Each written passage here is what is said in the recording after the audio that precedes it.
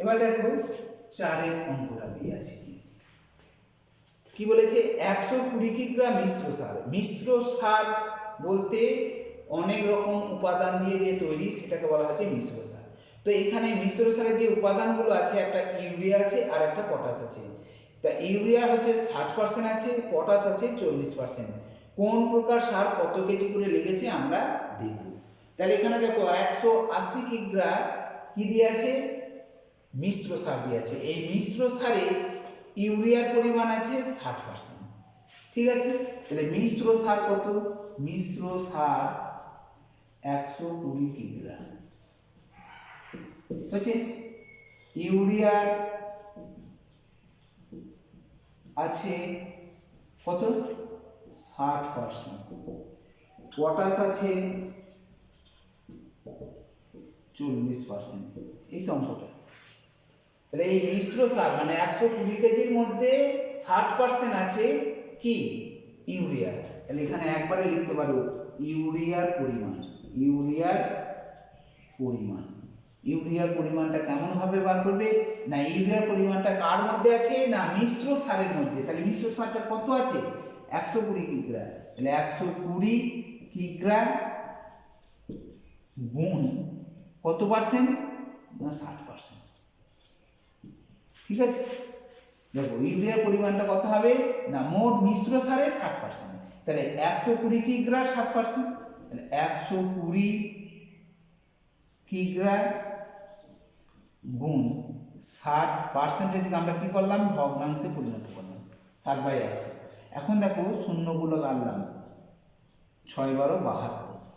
এই 72 কিগ্রা হলো কি এই 72 কিগ্রার পরিমাণ হচ্ছে ইউরিয়ার পরিমাণ। একই রকম ভাবে পটাশের পরিমাণ বার করব। পটাশের পরিমাণ কত হবে না পটাশের পরিমাণটা মোট মিশ্র সারের 40%। তাহলে 120 কিগ্রা গণিত 40%। ঠিক আছে, আমরা 120 কিগ্রা গণিত 40%কে আমরা কি করলাম ভগ্নাংশে পরিণত করলাম 40/100। এখানে শূন্যগুলো নিচে কাটলাম 4 12 48 কিগ্রা। ঠিক আছে, বুঝতে পেরেছো? এটা অনেকে আমরা এই জায়গায় বার করে নিই 72 কিগ্রা যে স্যার মিশ্র সারটা তো 120 কেজি। তাহলে মিশ্র সারটা যদি 120 কেজি হয় তার মধ্যে যদি ইউরিয়াটা আমরা 72 কেজি বাদ দিয়ে দিই তাহলে বাকিটা তো পটাশ। হ্যাঁ, সেরকম ভাবেও করতে পারো। তখন কি লিখবে যে এটা আর বার করতে হবে না, পটাশের পরিমাণ 120 - 72 সমান 48 কিগ্রা। ঠিক আছে,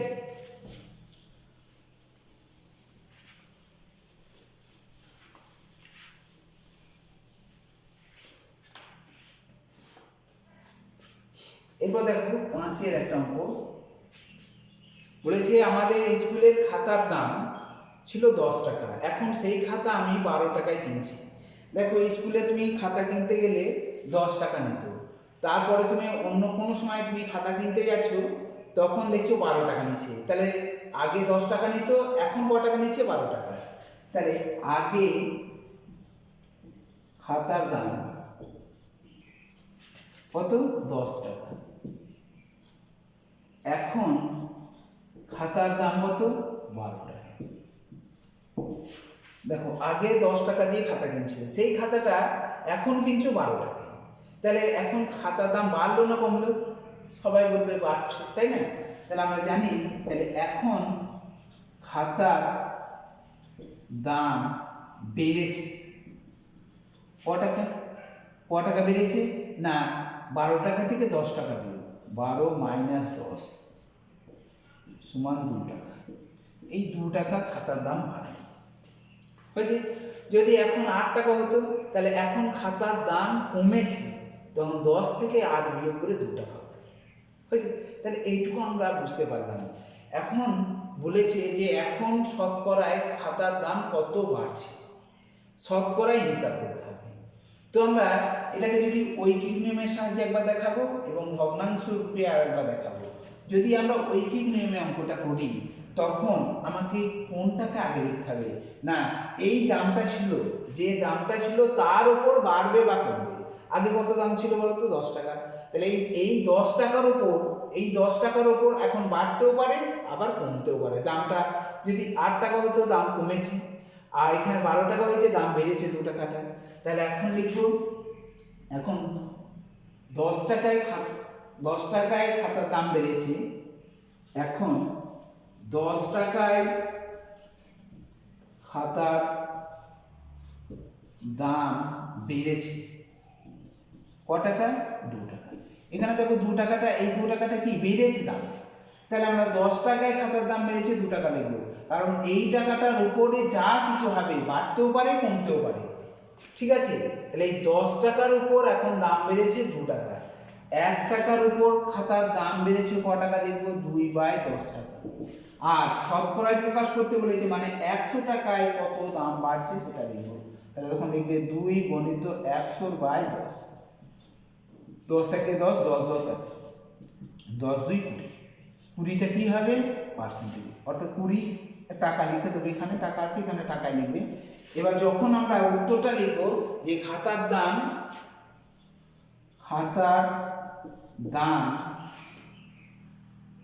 20% বেড়েছে, এটা লিখতে পারো, খাতার দাম 20% বেড়েছে। আবার তুমি অথবা দিয়ে এটাও লিখতে পারো যে খাতার দাম শতকরায় 20 টাকা বেড়েছে, দুটোই লিখতে পারো। যদি পার্সেন্টেজ দাও তাহলে শতকরা শব্দটা ব্যবহার করবে না, ঠিক আছে।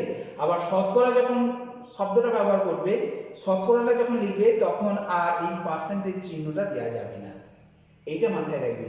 তোমরা যদি এইটুকু লেখো তাহলেই ভালো, যে খাতার দাম 20% বেড়েছে, বাস। আর যদি তুমি শতকরার শব্দটা লেখো তাহলে 20 টাকা লিখতে হবে, ঠিক আছে, বুঝতে পেরেছো? এটাকে যদি তোমরা মনে করো যে স্যার আমরা ঐকিক নিয়মে না করে যদি ভগ্নাংশ রূপে করি তাহলে কেমন হবে, তাহলেও দেখো কেমন করবে।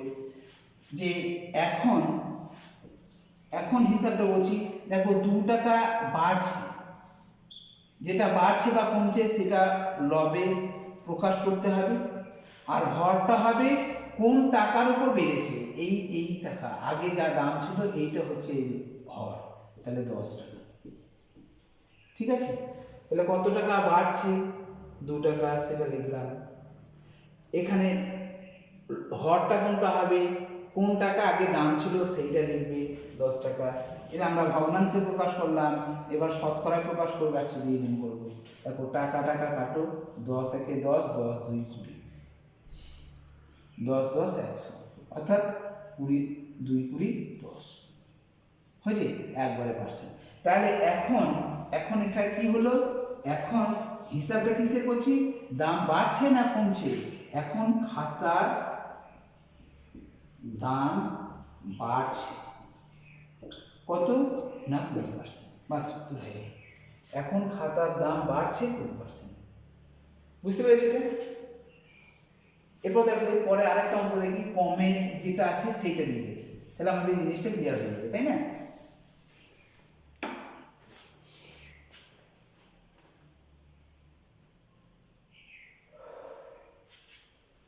দেখো একটা এখানে সবগুলি বেড়েছে আছে, তোমাদের একটা অন্য একটা অঙ্ক দেখাই, যে ধরো খাতার দাম আগে খাতার দাম ছিল, আগে খাতার দাম ছিল 15, ধরো 15 টাকা। এখন খাতার দাম হচ্ছে 12 টাকা, হয়েছে। তাহলে আগের দাম ছিল 15 টাকা, এখন দাম 12 টাকা। তাহলে বলো খাতার দাম এখন কমলো না বাড়লো? তাহলে অতএব আমরা সবাই বলবো এখন খাতার দাম কমছে, 15 টাকা থেকে 12 টাকা কম। তাহলে এখন খাতার দাম কমেছে কতটা না, 15 থেকে 12 টাকা বিয়োগ সমান 3 টাকা। এই 3 টাকা খাতার দাম কমছে। শতকরায় কত কমলো, না আমরা তখন উইকিং নিয়মের সাহায্যে যদি করি তাহলে লিখব যে এই 15 টাকায়, এই টাকার উপর 15 টাকায় দাম কমেছে 3 টাকা।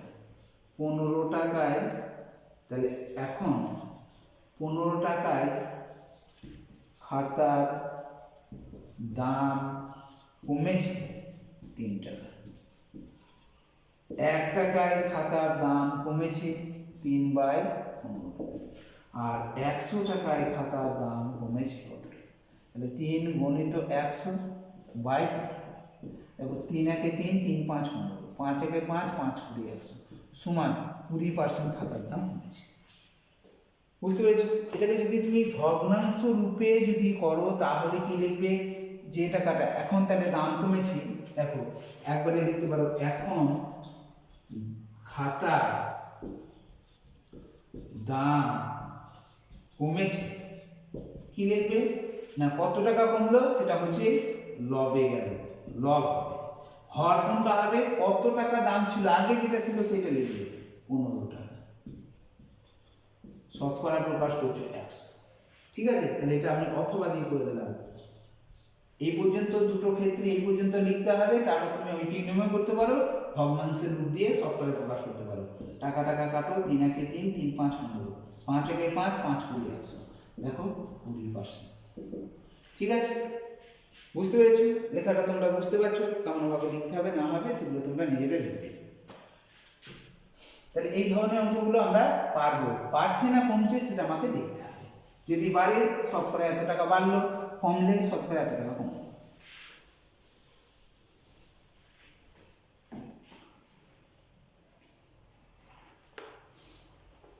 তোমরা এরকম ধরনের অঙ্ক দেখবে 6-এর সাথে অঙ্ক পাবে, এই অঙ্কগুলো তোমরা নিজেরা একটু চেষ্টা করবে। ঠিক আছে, আমি একটু আলাদা কোনো একটা দেখাই। যেমন ধরো যে বাসের ভাড়া বলেছে, দেখো বাসের ভাড়া 20% বেড়েছে। বাসের ভাড়া 20% বেড়েছে। বাসের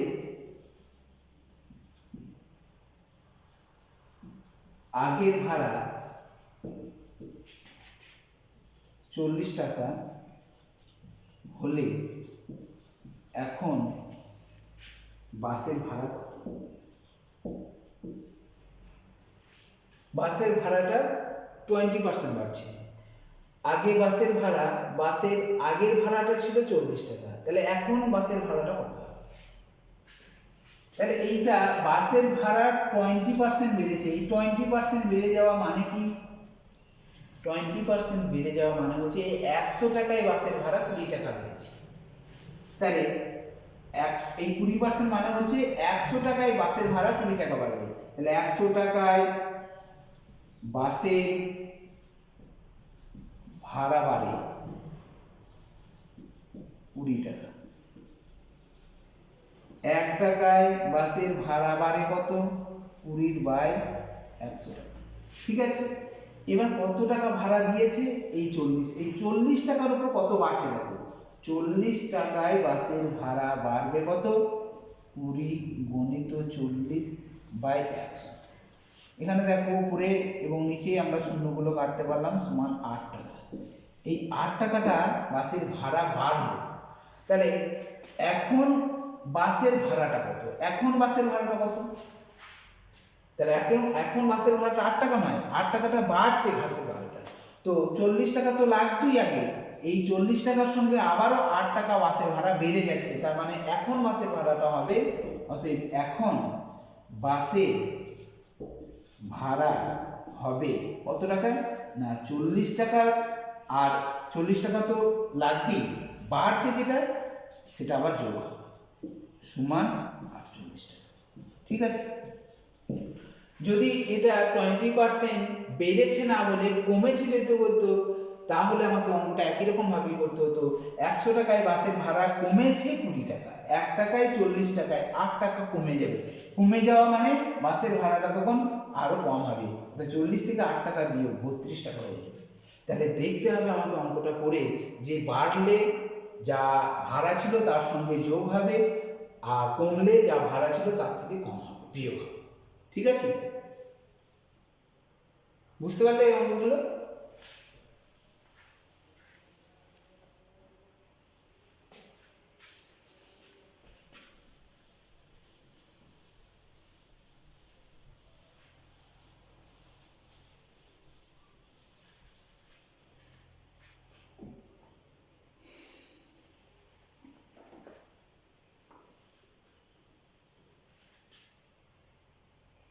এরপরে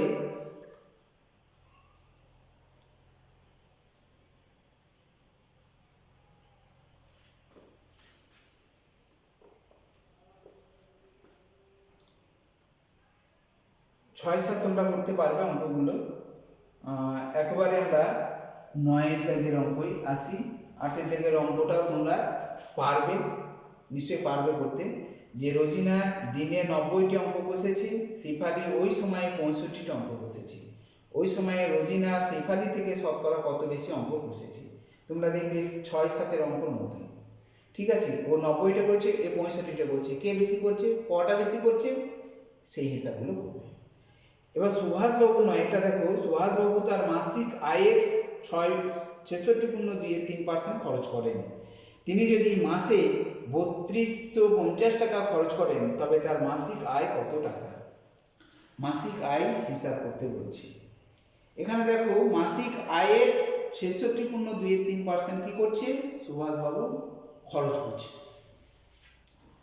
তাহলে সুভাষবাবু খরচ করেন কত? খরচ করেন কত পার্সেন্ট দিয়ে আছে গো? 66.2-3%। 66.2-3%। তো আমরা এটাকে আমরা ভগ্নাংশে প্রকাশ করে নিতে পারি। ভগ্নাংশে প্রকাশ করলে কত হবে? গুণ করে দেখবে 200/3%, ঠিক আছে। এই পার্সেন্টেজকে আমরা কিসে রূপান্তর করতে পারি? না, এটাকে আমরা ভগ্নাংশে রূপান্তর করতে পারি। তাহলে 200/3, আর এই পার্সেন্টেজ তোলার জন্য তলায় 100, ঠিক আছে। দেখো, 100-কে 100, 100-2 200, অর্থাৎ 2/3 অংশ। এই 2/3 অংশ কি করছে? সুভাষবাবু খরচ করছে, ঠিক আছে। এবার খরচের মাসের পরিমাণটা বলে দিয়েছে কত? এত টাকা খরচ করেন, 3250 টাকা। তাহলে আমাদের এখানে দেখো, তার আয়টা আমাদের জানা ছিল না। এখানে আমরা প্রথমে ধরে নেব, ধরি সুভাষ বাবু মাসিক আয় 1 অংশ হয়েছে। সুভাষ বাবুর মাসিক আয়টা আমরা 1 অংশ ধরে নিলাম। এই 1 অংশ পরিমাণটাই হবে তার মাসিক আয়। তাহলে এই খরচ করছে কত? না, মাসিক আয়ের 2/3 অংশ, 3 ভাগের 2 ভাগটা সে খরচ করে ফেলছে। আর এই খরচের পরিমাণটা তোমাকে এখানে 3250 টাকা বলেছে। তাহলে আমরা প্রশ্নানুসারে লিখতে পারি, 2/3 অংশ সমান 3250 টাকা। কারণ 2/3 অংশটা খরচ, আর খরচের পরিমাণ 3250 টাকা বলেছে। তাহলে আমরা প্রশ্নানুসারে 2/3 অংশ মানে 3250 টাকা লিখতে পারি।